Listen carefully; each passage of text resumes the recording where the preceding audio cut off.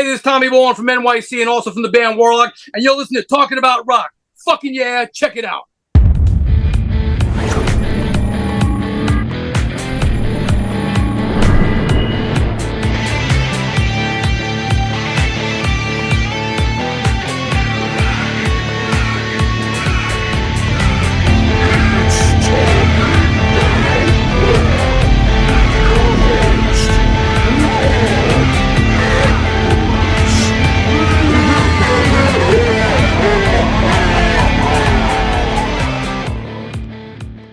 All right, today's guest is best known for his gold and platinum selling work with the critically acclaimed metal band Warlock. He is currently the lead singer and guitarist for N.Y.C. Joining us now, let's welcome Tommy Bolan. Tommy. How the fuck you doing, man? I'm doing excellent, man. Excellent. So this new album, man, Built to Destroy, man, comes out swinging right away with the track Heavy as Hell, man. I love it. Tell us about writing and recording for this project, man. Well, yeah, I had a bunch of the songs written and some I created on the spot. And once I hooked up with Adrenalize Media and they got behind me, it gave me the time to actually work more on the songs because I produced the record as well. Then I brought in some friends of mine, Stet Howland and Steve Unger, of course, from Metal Church and W.A.S.P, the rhythm section from Hell. And I plugged them into the situation and just brought everything to life. And basically, the chemistry from there just took off. Then we went to a great studio here with Kenny Meredith engineering it. And Robert Vosgin mastered it, and forget about it, dude. It fucking came out great. I'm really happy with it. 13 songs of madness. Yeah, the guitar work on here is fantastic, man. Very, very, very cool. I was really digging it. I wasn't sure what to expect, but it, like I said, it came out hitting hard right away, and I think that's what you really need to do, right? When you have a new release, man, it's definitely do that. And you got some great folks on here with you. So tell me a little bit about like putting these guys in the band here. You got like Stet Howland starting out, Metal Church and W.A.S.P. Yeah. Well, forget about these. Like I said, the rhythm section from Hell. I mean, I've known Stet for years back in Los Angeles and all that stuff. Even though I'm born and raised in Queens, New York, I'm in LA, quite often to say the least. And and then Warlock did a tour because I came back to play with Doro and did some Warlock shows for the whole Triumph and Agony live album and everything. And then Metal Church had toured with us, so that rekindled the friendship. And then, getting to know Steve and all that stuff, it just, I said, I got this stuff going on. I got this label behind me, this management, Marcus, Lead K in this company, Adrenalize Media. And just, it just was a natural progression. I knew these guys had the chops. They came in, we did like 2 days rehearsal, 3 days recording. It was a 3 rehearsal and 2 recording, but it was like the Lightning Wars, man. And we just, like a fucking New York subway train, we just ran everything over and it came out fucking great. Really cool. I'm happy about it. Yeah, that definitely very cool. And I wanted to touch on another subject. Obviously, last week losing Ace Frehley, the iconic guitar player from Kiss. You're located out in that area. What was the atmosphere like for that, man? It had to be such a somber day. It was very sad. I mean, I know a lot of people who knew him. I never really knew him personally, but of course, Kiss Alive 1 was the album that really launched me, and Destroyer and rock and roll. And Ace Frehley, had great tone technique. He could sing his solos. He had that great pinch harmonic, which almost sounded like 3-dimensional the way he would play it for my taste. And I I was actually there when he had his hands put into the guitar Center Hall of Fame. I was there for that, but I didn't really get to meet him there, but I was there for that. But it was very sad, dude. I mean, and especially as you read now, it's such a tragic. It was just a fall, and you take life, you value each day, man. When you really think about it. But it was sad. It was a great loss to the rock community, no doubt about it. No doubt. Yeah, we talked to Steve Brown a little bit about that. He attended the funeral. Yeah, Steve's been great. We've had him on the show a couple times. His stuff with Trickster, obviously producing 10,000 Volts and all the great work he did with Ace there for that, which was going to be his last album. Turned out amazing. And he gave us a little insight of what was going on there, and was obviously talking about, what Eddie Trunk had brought up, very gently to the family. We need a reunion. We need a tribute show to this man right away. We don't need to wait around. I mean, obviously everybody's got to settle and think about it and, get their feelings, in check after a while, because this is just crazy what happened. No one was expecting something like this to happen. Anything that comes out of nowhere with no warning is always the hardest to deal with, especially, he definitely had many, many more albums in him, I would say, no doubt about it, and it just sucks, when stuff comes out of left field like that, and especially for someone like that or anybody, to be absolutely honest, but of course, that being what it is, it was just sad all around. It was just it's just hard to process sometimes.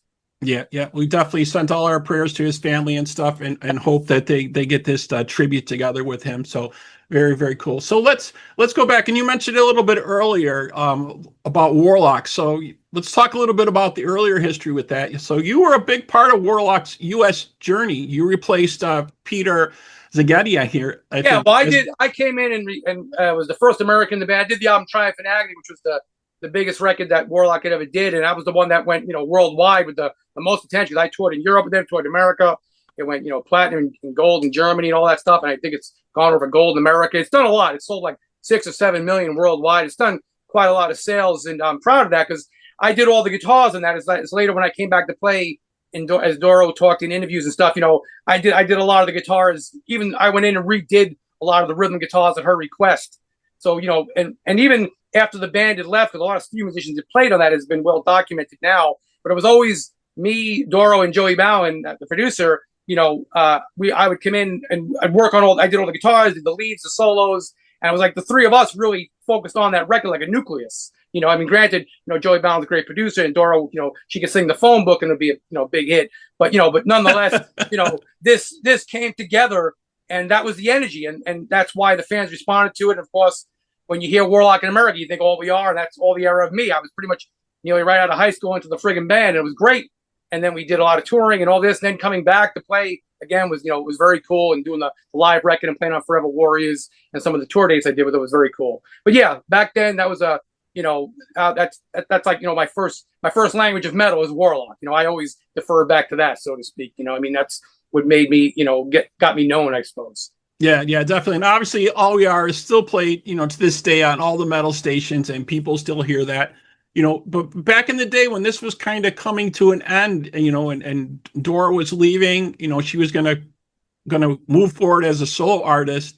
There's a lot of tension going on at that time, I think, between things that were happening, right? Well, there's a lot of stuff. Me and Dora have talked about it, and it's been put in the press kind of when you put too many cooks in the kitchen, too many people saying this, saying that. And I think sometimes, wow, if that hadn't separated and went its ways, the songs we could have created, the music that would have been there. So you can ponder on that all day long and start beating your head against the wall as to what could have been, which is like with anything in life. Eventually, you just got to move past it and grow. And I did go on to do all this stuff, But yeah, it would have been cool to see what could have came from that, because we had such a great fucking momentum at the end of Triumph and Agony, and the chemistry. Like Doro always wanted to be like Bon Scott and Angus Young thing with us, and we had that. But then when you bring in business, labels, managers, promoters, suits, ties, money, this, that, next thing you know, it just becomes a thing, and it went that way. Then she went in a different direction, kind of. It just is what it is, as everybody already knows that story, kind of. But I came back and did the live record and all that stuff, so a lot of that came full circle. It took a long time, but is what it is, as they say. Yeah, definitely. You guys did some great shows back then. Obviously, you were supporting W.A.S.P, Judas Priest, Dio, Megadeth. Is there any memories from any of those shows maybe you could share with us? I'm sure there's so much of that from your history. Great memories, of course, was touring with Dio. When we toured with Dio for like 2 months on the Triumph and Agony, that was really great, and I became friends with Ronnie from all that.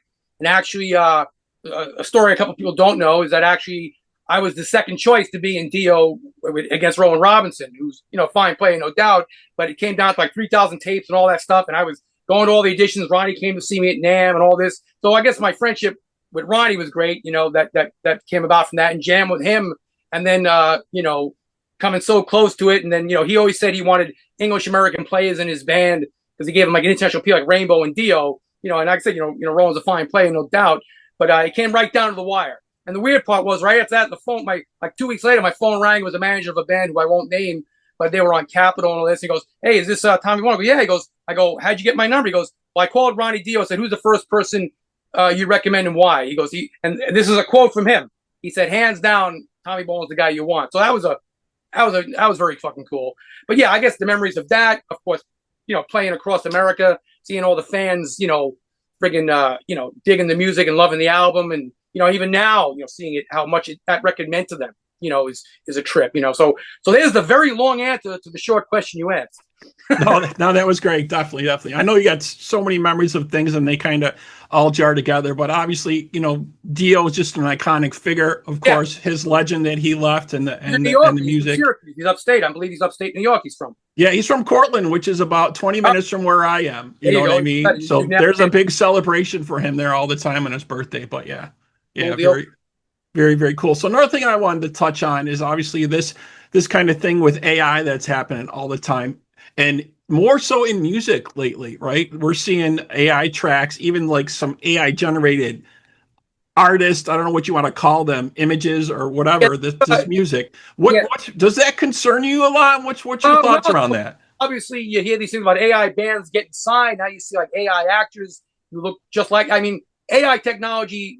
I definitely in our videos we have that stuff. In videos, it's fine, but and creation of artwork, like pictures and stuff.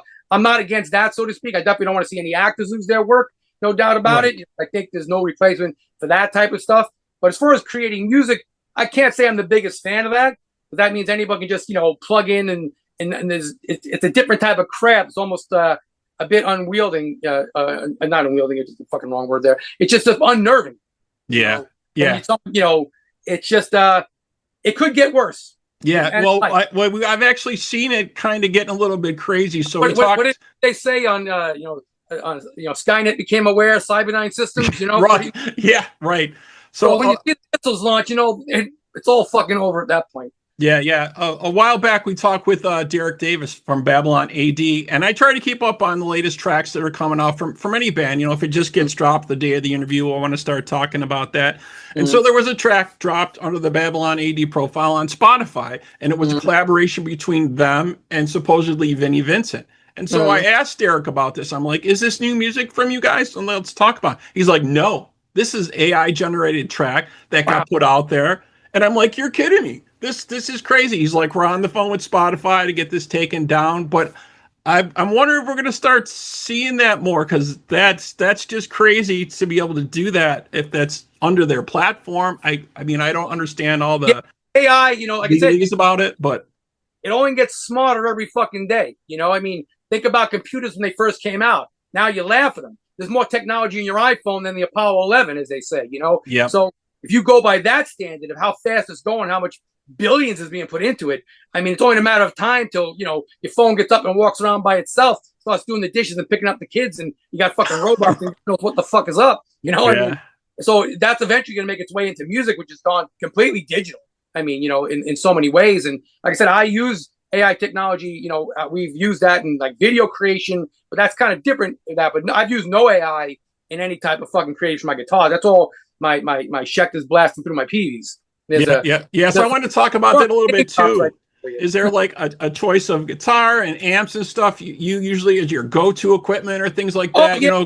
I'm lucky. I work with a lot of great companies in endorse. I mean, I've even got my own set of strings up by Optimus Strings, my own signature set. Shameless plug right there, but it's cool.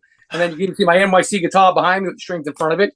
I mean, I endorse a lot of great companies. It's like my race car, so I'm very proud of the stuff I use. I mean, I got, Schecter guitars, I got, PV amplifiers, Morley pedals, electro-harmonics, friggin' Celestian speakers, Moore, friggin' everybody, dude. Morley, of course, is a great company I work with. I always freeze at this point when someone asks me this fucking question. It's just, sometimes it happens, but there's a lot of great companies. You can check on our website. A lot of the companies I use, all the outstanding gear that, for years, Gator cases, Levy straps, Affliction clothing. I mean, Albane for leather makes my stage outfits. I mean, I could drop names all day long. You need a fucking broom, but but I all the companies that I work with are all very important to me. They all they provide certain tones, certain feelings. Like Ovation acoustic guitars, I use them all over the album. Of course Optimus Strings, which takes care of all the string needs I have. There's a lot of great companies that I work with, which have been outstanding, no doubt about it. And definitely check my site out. You can see the full list, and there'll be even more posts and publications about this, because I always promote my companies that I work with. Very cool. I'm proud to represent them. All right. So you guys got any plans for any upcoming shows or tours, or is that still maybe in the works or the pipeline, or where you at? Absolutely, as they say. We're talking to everybody now. I can't say who or what, but we have a lot of phone calls going on. We're working with, we have CMM in Europe, doing a lot of the publicity. We have John Freeman promotion here, Monthly Richard with skateboard marketing, my management company, Journalizing Media, the collective people we already know in common. So like now, the album coming out, with the interviews we have coming out, reviews are coming out, doing stuff like this with you. We're talking about rock. All this is fuel into the fire.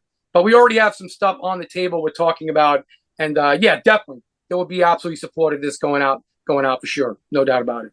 Very, very cool. Well, I definitely love what you guys are doing. It's such a great album. Built to Destroy. You got the tracks coming out. It's so very cool, man. We look forward to dates coming out for you guys coming up. Definitely, man.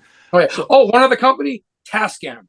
They've been great with me. I have all their digital recorders. I gotta plug them because they've been phenomenal with me, and I use all their digital. Some of their shit's so good that I actually took some of their tracks and flew it into the album I did with them. I had to put that in. All right, let me get the broom, sweep that out of the way. No, we want to hear about that. People are interested always. Products. I mean, like I said, I can sit here and start thinking, more and more of it. And I should keep like a fucking list in front of me. But but there's when it comes down, they know I'm there. Like Morley Pedals has a nickname for me. They call me a cop. KOP, King of Promotion. You know what I'm saying? So if I'm using it, I'm talking about it. That's the way you got to be nowadays, man. You got to self-promote. You got to promote what's going on. Look at that. I got a shirt on right there. Forget about it. We got all sorts of fucking silly merch. We got fucking beanies. We got hats. We got fucking cool T-shirts. Look at this. I'm doing a fucking commercial. I'm taking over the airwaves. We got N.Y.C. Built to Destroy. And as you have up there on the screen, we have shirts even with the album cover on it. All this is at NYCtheband.com. NYCtheband.com. And tell them Tommy sent you. I'll give you a good seat in the back. Excellent. All right, man. Very, very cool. All right. So, Tommy, thank you so much for speaking with us today, man. Really appreciate it. No worries, man. Great talking to you, Robert. Appreciate all your support, buddy. All right. So that wraps up this episode of Talk About Rock. Thanks to my guest today, Tommy Bolan. And to our listeners, we hope you're doing your part by keeping the torch alive and supporting live music wherever you are. Tommy, again, man, thank you. No worries, Rob. Thanks, buddy.